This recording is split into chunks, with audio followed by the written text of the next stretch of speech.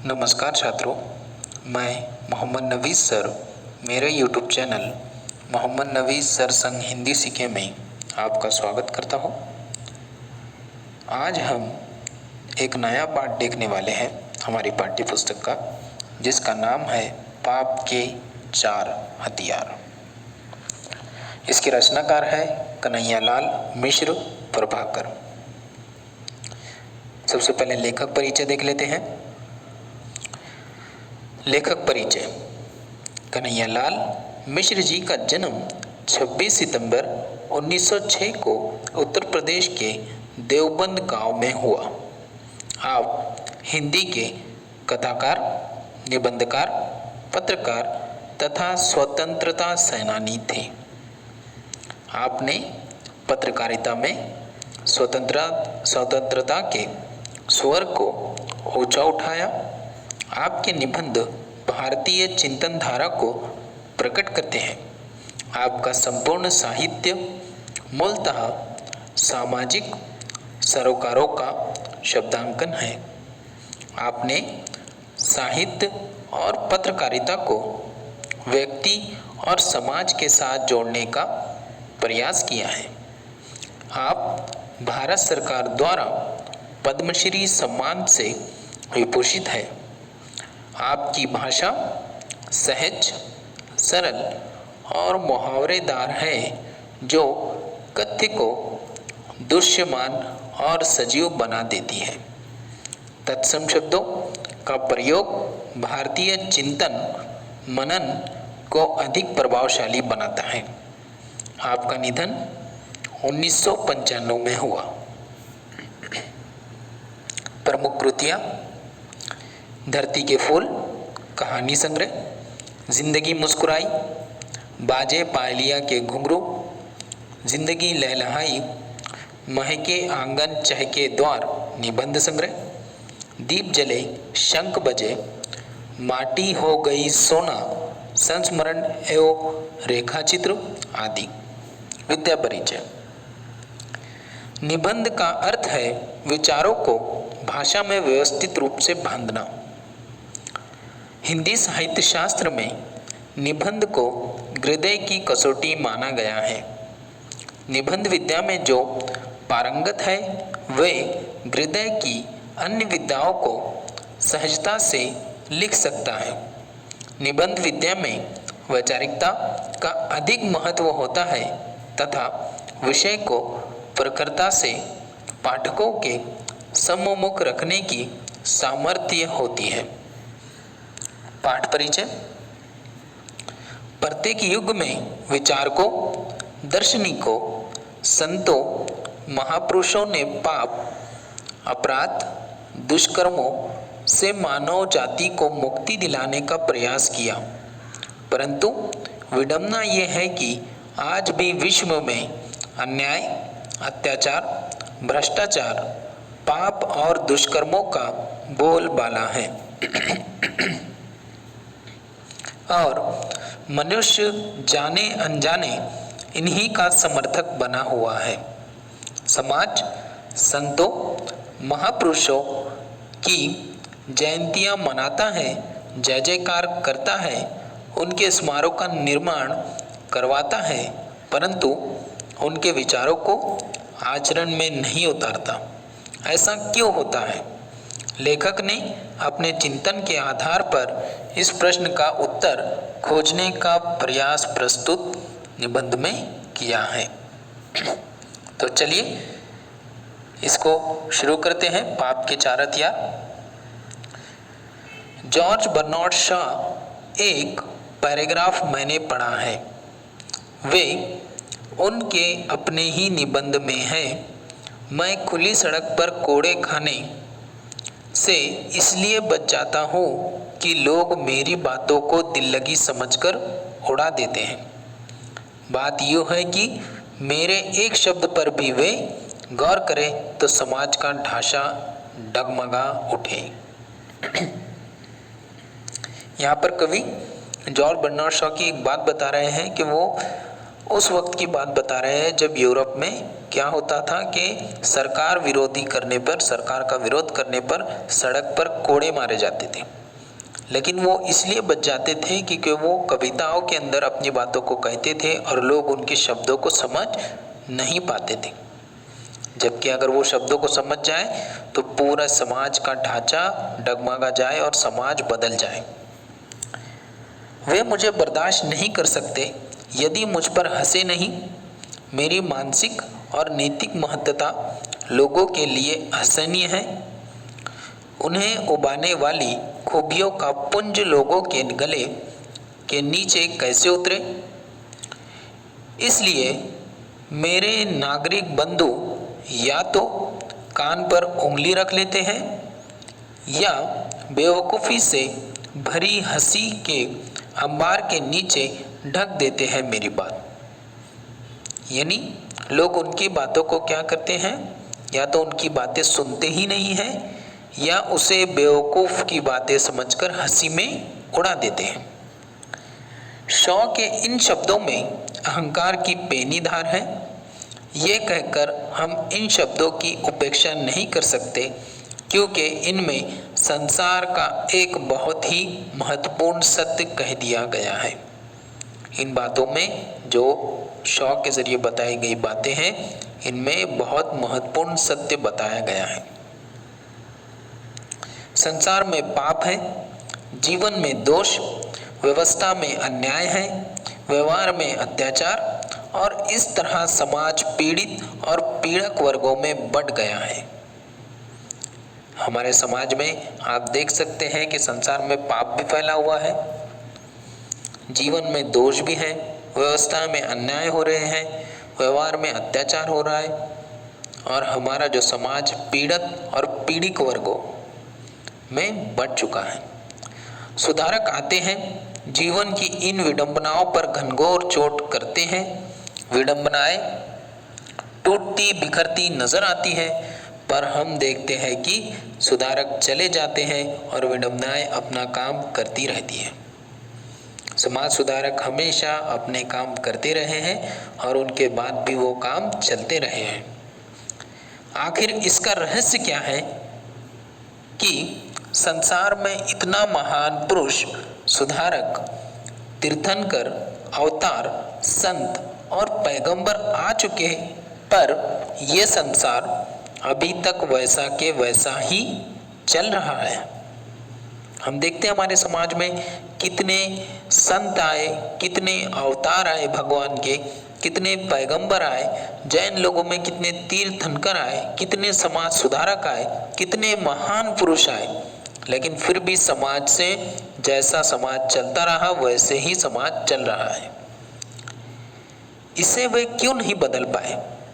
दूसरे शब्दों में, जीवन के पापों और विडंबनाओं के पास वे कौन सी शक्ति है जिससे वे सुधारकों के इन शक्तिशाली आक्रमणों को झेल जाते हैं और टुकड़े टुकड़े होकर बिखर नहीं जाते। शॉ ने इसका उत्तर दिया है कि मुझ पर हंसकर और इस रूप में मेरी उपेक्षा करके वे मुझे सह लेते हैं। ये मुहावरे की भाषा में सिर झुकाकर लहर को ऊपर से उतार देना है। शॉ की बात सच है, पर यह सच्चाई एकांगी है। सत्य इतना ही नहीं, पाप के पास 4 शस्त्र हैं जिनसे वे सुधारक के सत्य को जीतता या कम से कम असफल करता है। मैंने जीवन का जो थोड़ा बहुत अध्ययन किया है उसके अनुसार पाप के 4 शस्त्र इस प्रकार है। देखिए, पाप के 4 शस्त्र यानी पाप के 4 हथियार बताए गए हैं यहाँ पर, या आप याद रखेंगे। उपेक्षा, निंदा, हत्या और श्रद्धा, ये पाप के 4 शस्त्र बताए गए। सुधारक पापों के विरुद्ध विद्रोह का झंडा बुलंद करता है तो पाप और उसका प्रतिनिधि पापी समाज उसकी उपेक्षा करता है, उसकी ओर ध्यान नहीं देता और कभी कभी कुछ सुन भी लेता है तो सुनकर हंस देता है, जैसे वो किसी पागल की बड़बड़ हो, प्रलाप हो। पापी व्यक्ति जो होता है वो क्या करता है, सुधारकों की बातों को सुनता नहीं है, जैसे कोई पागल व्यक्ति बड़बड़ा रहा हो। इन क्षणों में पाप का नारा होता है, अरे छोड़ो इसे और अपना काम करो। सुधारक का सत्य उपेक्षा की इस रगड़ से कुछ तेज होता जाता है। उसके स्वर अब पहले से कुछ पैने हो जाते हैं और कुछ ऊंचे भी। अब समाज का पाप विवश हो जाता है कि वे सुधारक की बातें सुने। वे सुनता है और उस पर निंदा की बौछारें फेंकने लगता है। सुधारक सत्य और समाज के पाप के बीच ये गालियां की दीवार खड़ी करने का प्रयत्न है। जीवन अनुभवों का साक्षी है कि सुधारक के जो जितना समीप है वे उसका उतना ही बड़ा निंदक होता है। यही कारण है कि सुधारकों को प्रायः क्षेत्र बदलने पड़ते हैं। इन क्षणों में पाप का नारा होता है, अजी बेवकूफ है, लोगों को बेवकूफ बनाना चाहता है। सुधारक को पापी क्या कर देते हैं, ये तो बेवकूफ व्यक्ति है, ये लोगों को बेवकूफ बनाना चाहता है। सुधारक का सत्य निंदा की इस रगड़ से और भी प्रखर हो जाता है। अब उसकी चार धार चोट ही नहीं करती, काटती भी है। पाप के लिए ये चोट धीरे धीरे असह्य हो उठती है और वो बौखला उठता है। सुधारक भी क्या करता है, हार नहीं मानता और उसकी जो प्रखर होती है वो एक चोट बनती जाती है और ये जो चोट है वो धीरे धीरे पापी लोगों के लिए असह्य हो उठती है। अब वे अपने सबसे तेज शस्त्र को हाथ में लेता है, ये शस्त्र है हत्या। इसके बाद वो कौन से शस्त्र को हाथ में लेता है, हत्या को। सकरात के लिए ये जहर का प्याला है तो ईसा के लिए सूली, दयानंद के लिए ये पीसा कांच है। इन क्षणों में पाप का नारा होता है, ओह मैं तुम्हें खिलौना समझता रहा और तुम सांप निकले, पर मैं सांप को जीता नहीं छोड़ूंगा, पीस डालूंगा। सुधारक का सत्य हत्या के इस घर्षण से प्रचंड हो उठता है। अब देखिए हत्या का जो हथियार, जो दूसरा हथियार पाप ने अपने हाथ में लिया वो है हत्या। जैसे हम जानते हैं ईसा मसीह को सूली पर चढ़ा दिया गया, दयानंद के लिए पीसा कांच डाल दिया गया।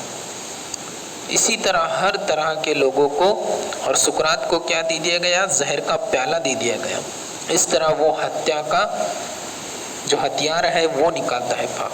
और सुधारक का हत्या सत्य हत्या से घर्षण में प्रचंड हो उठता है। हत्या का जैसे ही उसके काम किया जाता है वो और बड़ा हो जाता है।